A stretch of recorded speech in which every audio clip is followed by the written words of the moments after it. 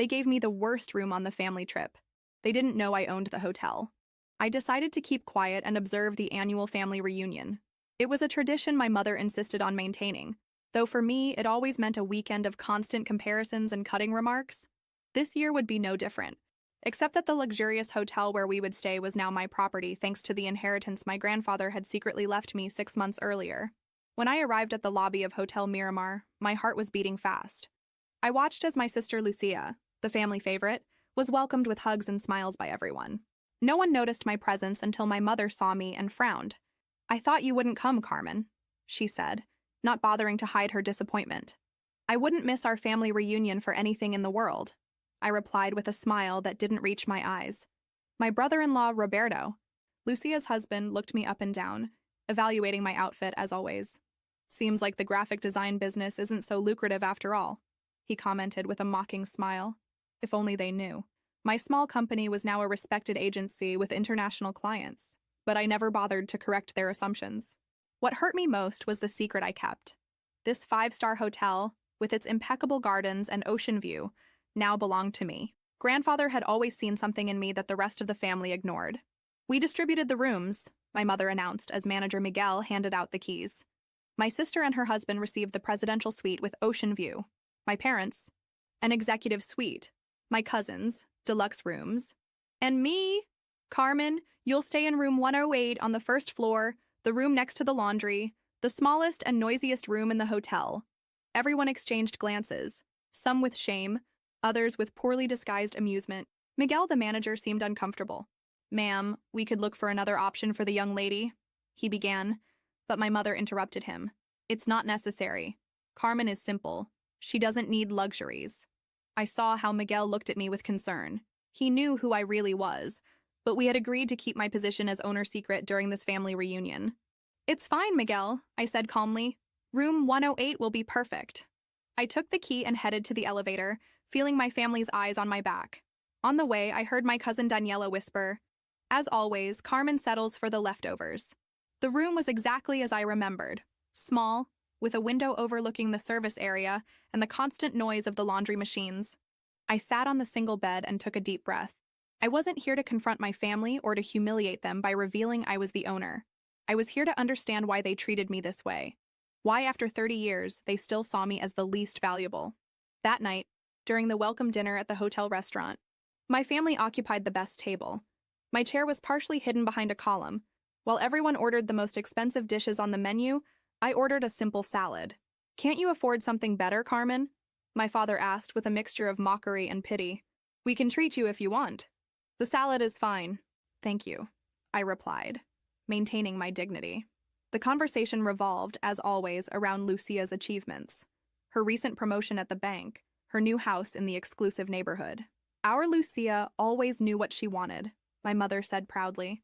"Not like Carmen, who wasted her life with this drawing business." The head chef approached our table to personally greet the guests. Upon seeing me, he made a small bow that didn't go unnoticed. "Was the salad to your liking, Miss Carmen?" he asked respectfully. "Delicious, Antonio." "Thank you," I replied. My family looked at me strangely. "You know the chef?" Lucia asked, surprised. "We've crossed paths before," I replied vaguely. The truth was that I had personally hired Antonio 3 months earlier, after grandfather left me the hotel. The night progressed, and with each glass of wine, the comments directed at me became more cutting. The secret I kept was weighing on me more and more. Should I reveal the truth? What would they do if they knew that every insult, every humiliation occurred under my own roof? Miguel approached discreetly.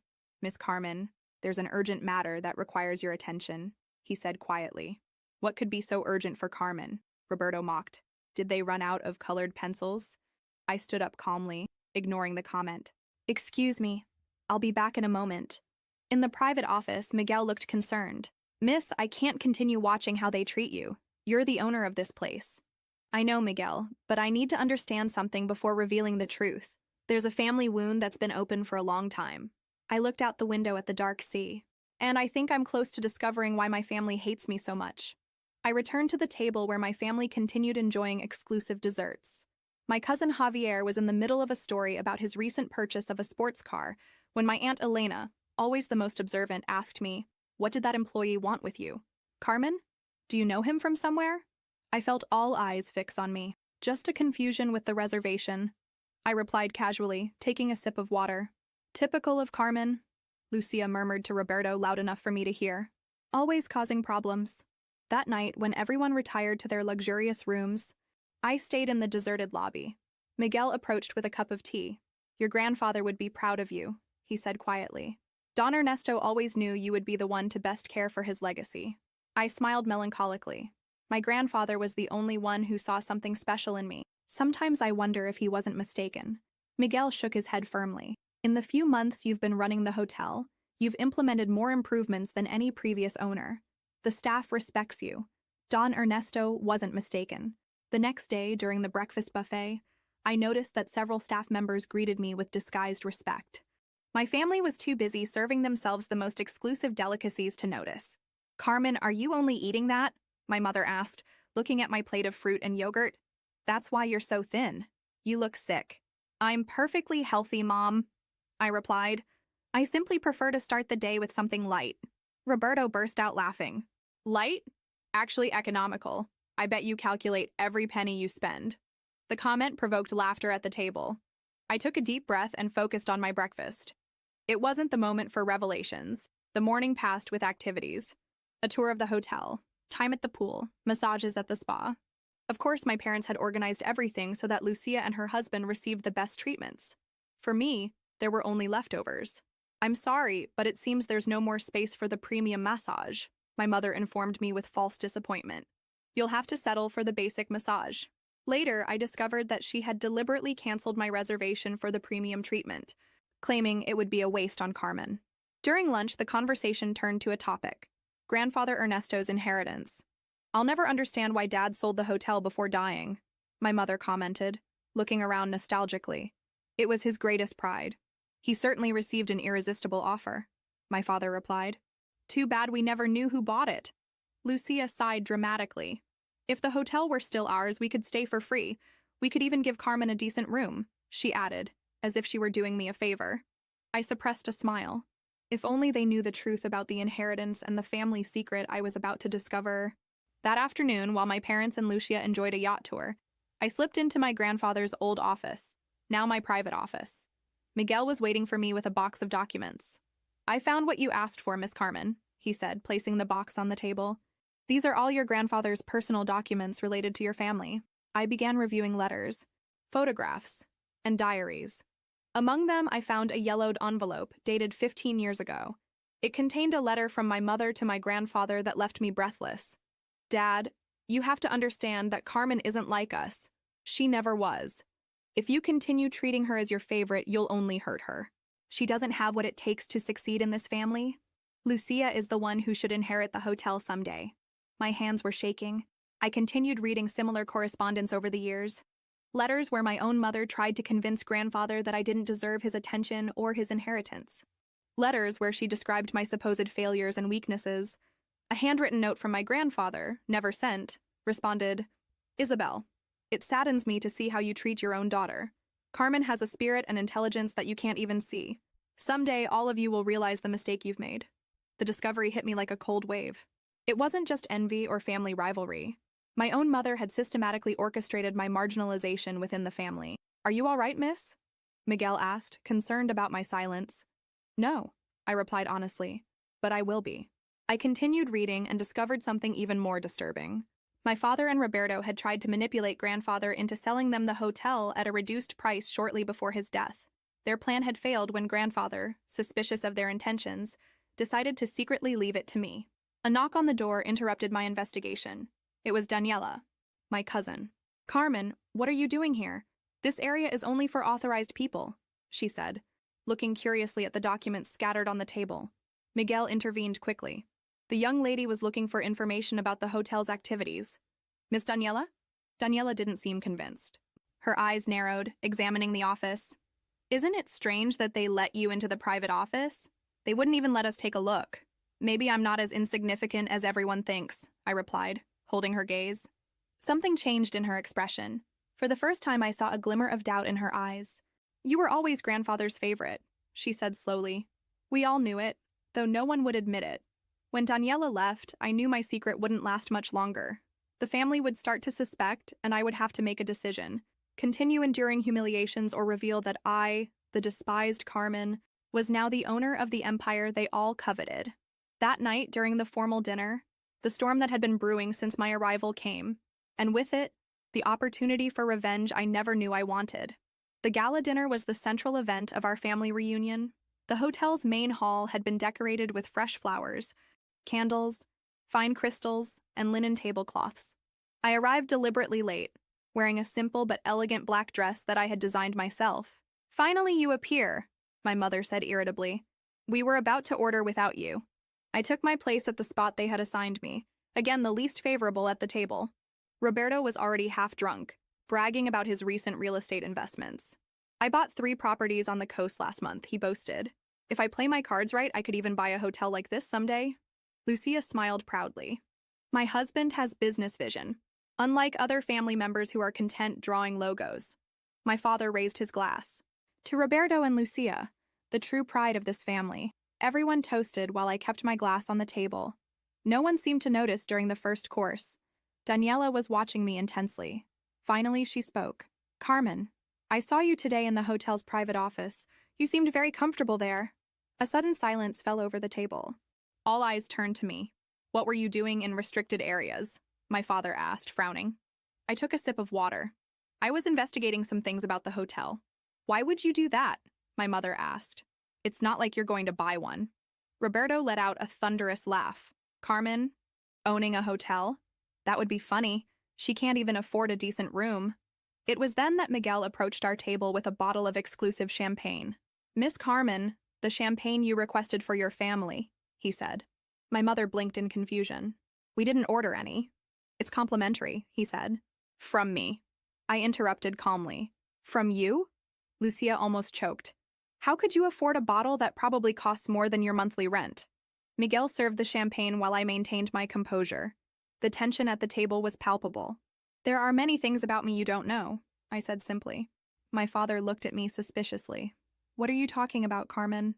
If you have something to say, say it." I contemplated my options. I could reveal my secret now, humiliate them as they had humiliated me for years. Revenge would be served on a silver platter.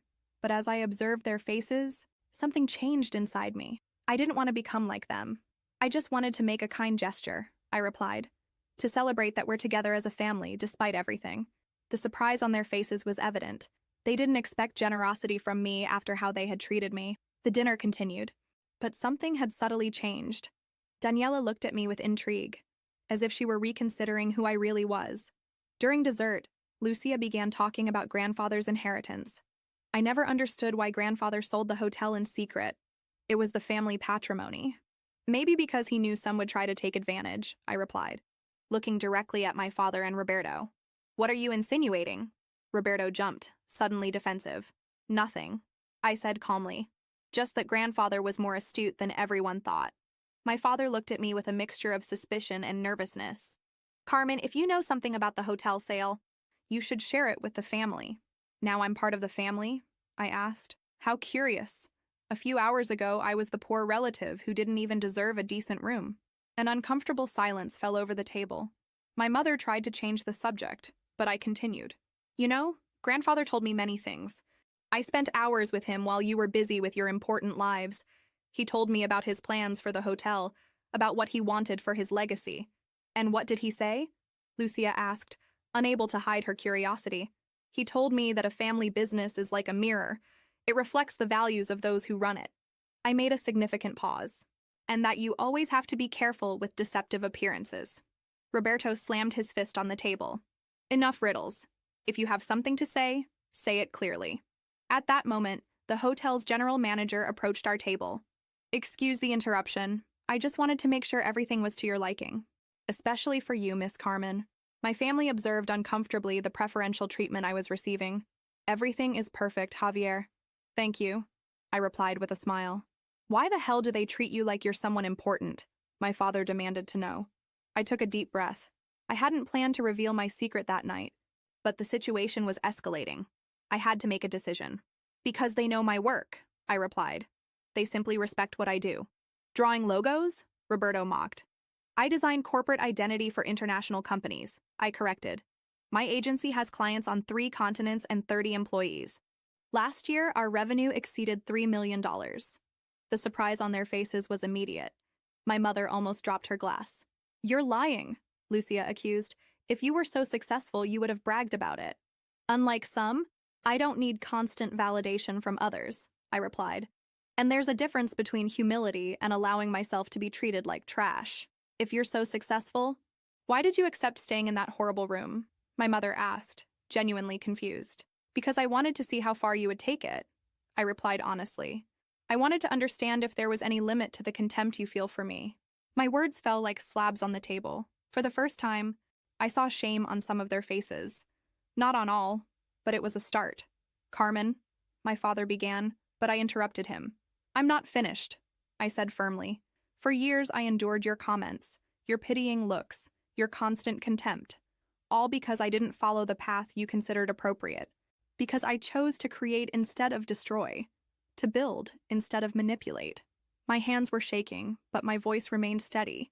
It was as if decades of silence had finally found their voice. Grandfather taught me that a person's value isn't in what they possess or the appearances they maintain, but in how they treat others. He saw something in me that you could never see because you were too busy comparing me to your idea of success. The silence that followed was deafening. I could see emotions crossing their faces: disbelief, shame, confusion, and in some cases, the beginning of an uncomfortable realization. If this is true, my father finally said, why did you never say anything? Would you have listened? I asked. Or would you have found another way to minimize my achievements? He had no answer for that. We all knew the truth. The dinner ended in uncomfortable silence. As the others retired, Daniela stayed behind and sat beside me. I always knew you were different, she said quietly. Grandfather used to tell me to watch you, to learn from you. I never understood why, until now. Our eyes met in a moment of mutual understanding. Carmen, she continued, there's something more, isn't there? Something about this hotel and grandfather that you haven't said. I nodded slowly. And tomorrow, everyone will know. The next morning dawned with unusual clarity. From my modest room next to the laundry, I could hear the hum of the machines mixing with the birds' songs. I dressed carefully, choosing an ivory-tailored suit I reserved for special occasions. Today would undoubtedly be an occasion none of us would forget. During breakfast, the dynamics had subtly changed. My family watched me with a mixture of confusion and curiosity. The mockery had ceased, replaced by uncomfortable silence and furtive glances. My revelation the night before had shaken the foundations of the family hierarchy, but they still didn't know the whole truth. My mother was the first to try an approach. Carmen, dear, we didn't know your business was doing so well, she said with a tense smile. You should have told us. I tried, Mom, for years. My voice was calm, without a trace of bitterness. Every time I mentioned a new client or an important project, you changed the subject to talk about Lucia's achievements. My sister had the decency to blush. Well, the important thing is that now we know, my father intervened, adopting a conciliatory tone he had never used with me before. We're proud of you, of course. Roberto, however, maintained his skepticism. $3 million in annual revenue. That's impressive. If it's true, he commented, emphasizing the last part. Although revenue isn't the same as profit, of course. My profit margin last year was 28%, I replied without getting upset. After taxes. His expression transformed into a mixture of surprise and something that looked almost like respect. At 10 o'clock, Miguel approached our table. Miss Carmen, everything is ready for the meeting you requested. My family looked at me strangely. I organized a small presentation about the hotel's history, I explained, standing up. I thought it would interest you considering how important it was to grandfather. We headed to the main conference room, an elegant space with large windows offering panoramic ocean views. Inside, to my surprise, wasn't just the hotel's management team, but also an older, distinguished-looking man I recognized immediately. Arturo Mendez, my grandfather's lawyer. What does this mean, Carmen? My father asked, suddenly alarmed. Please, take your seats, I indicated, pointing to the front row of chairs. Once everyone was seated, I positioned myself in front of them. My heart was beating fast, but my voice remained steady. Thank you all for coming. As you know, this hotel was the crown jewel of Grandfather Ernesto's businesses. He built it from scratch, converting a small inn into one of the most prestigious establishments on the coast. I activated the projector, showing old photographs of the hotel in its early days. My family watched with a mixture of nostalgia and confusion. What you may not know, I continued, is what really happened to the hotel after his death. My mother tensed visibly. Grandfather sold the hotel before dying. We never knew to whom. That's not entirely accurate, Lawyer Mendez intervened, standing beside me. Don Ernesto didn't sell the hotel. He transferred it to a trust. A trust? My father repeated, frowning. Why weren't we informed? Because it wasn't relevant to you, Mendez replied with professional coldness. The trust had a single beneficiary. All eyes turned to me. I could see the pieces fitting together in their minds. It can't be, Lucia whispered. I nodded slowly. Grandfather left me the hotel. I've been the owner for 6 months. The silence that followed was absolute, as if even the air had stopped moving. The expressions ranged from disbelief to indignation, passing through the deepest shock. Roberto was the first to recover his voice. This is absurd. Why would he leave you? Precisely you, his most valuable possession. That's an excellent question, I replied, looking directly at my parents. And I think Mom might have some idea. My mother paled instantly. I don't know what you're talking about. I found your letters, Mom. The ones you wrote to Grandfather, trying to convince him that I didn't deserve his attention, or his inheritance. Several gasps were heard in the room. My mother seemed to have shrunk in her chair. I also found something else. I continued, signaling Miguel, who delivered a folder to each family member. The documents confirming that Dad and Roberto tried to manipulate Grandfather into selling them the hotel at a reduced price shortly before his death. My father opened the folder with trembling hands. Inside were copies of emails, fraudulent purchase proposals, and false appraisals that underestimated the hotel's value. This is taken out of context, he stammered. No, it's not, Lawyer Mendez intervened. Don Ernesto showed me these documents. That's when he decided to modify his will and leave the hotel in trust to Carmen, the only person he truly trusted to preserve his legacy. Roberto stood up abruptly, his face red with anger. This is a conspiracy. You certainly manipulated the old man or the lawyer. You don't have what it takes to run a business like this. The results suggest otherwise, I replied calmly. In the 6 months since I took control, the hotel's revenue has increased 18%. Customer satisfaction has improved, and we've been nominated for 2 Hospitality Excellence Awards. Miguel nodded in confirmation. The management team present showed expressions of pride and respect. My mother seemed genuinely confused.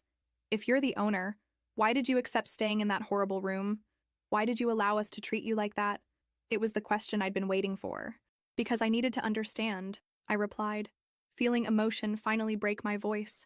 I needed to comprehend if you really saw me as worthless, or if there was some deeper reason for your contempt. The tears threatened to flow, but I stayed strong. And what I discovered was even more painful than I imagined. It's not that you believed I had no value, it's that you feared what would happen if others saw my value, especially Grandfather. My mother lowered her gaze, unable to sustain mine. The letters show clearly, Mom. You couldn't stand that Grandfather loved me. You couldn't accept that he saw something special in me. Why? What did I do to deserve this? The silence that followed was broken by a muffled sob. It was my mother who seemed to have collapsed under the weight of decades of secrets. You were just like him, she finally murmured. You had the same look, the same way of seeing the world. When you were little, he used to say you were his living image, that you had his entrepreneurial spirit. She paused, breathing shakily.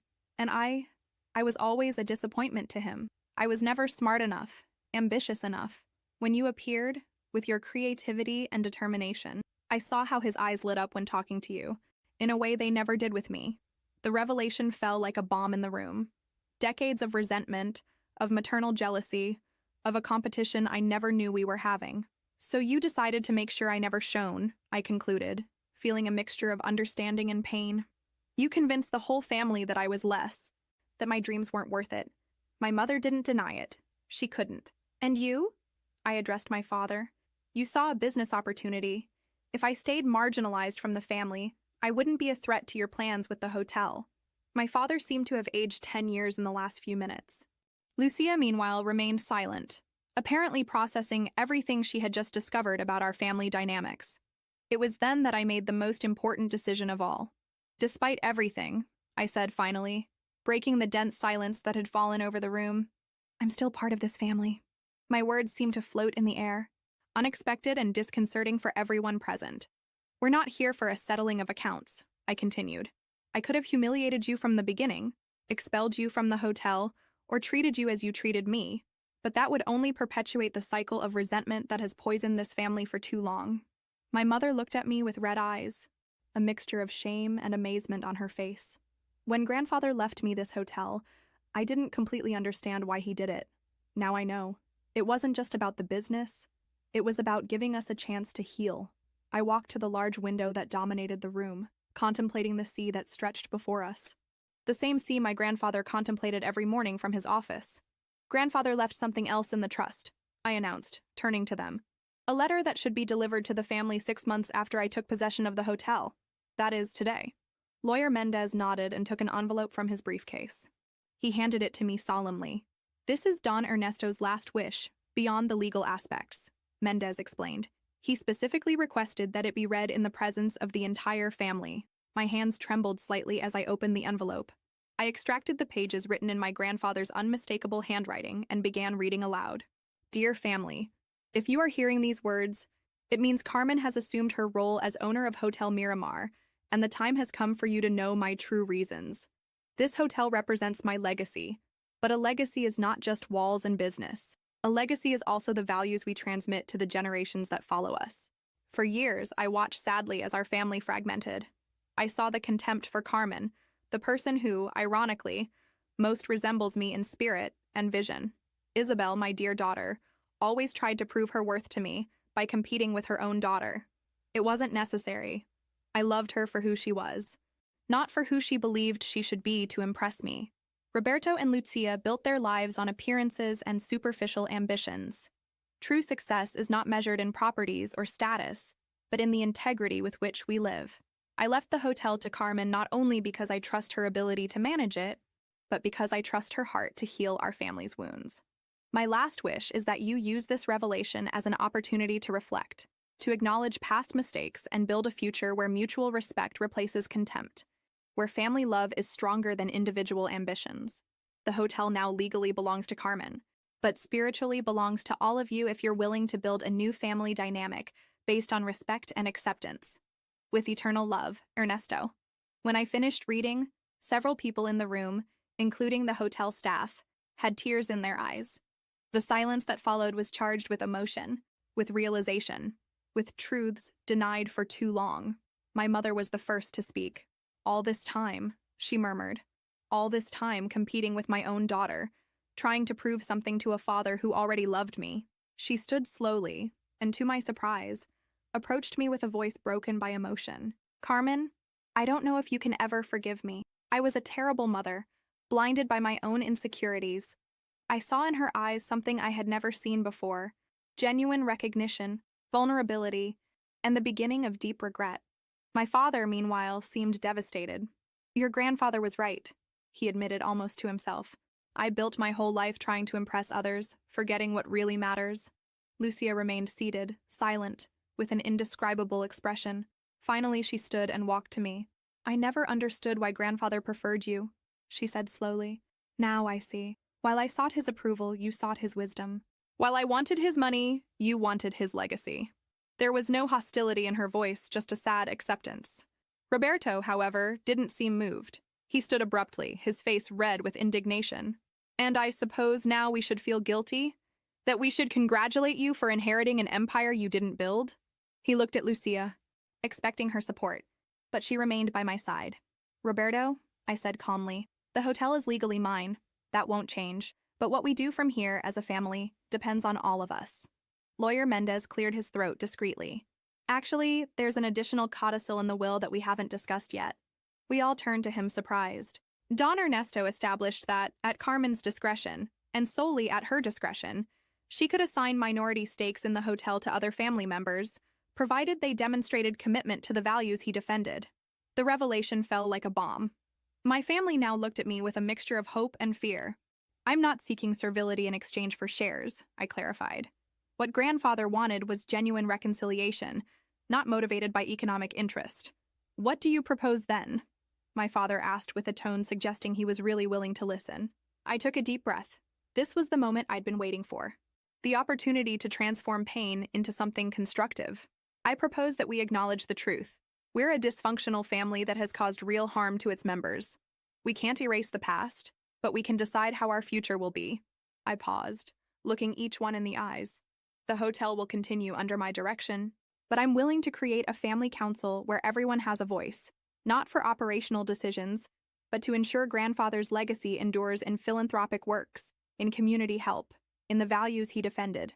And the shares? Roberto asked, still skeptical. They'll be earned over time, I replied firmly. Not with flattery to me, but with actions that demonstrate you truly understood grandfather's message. My mother approached and, with some hesitation, took my hands in hers.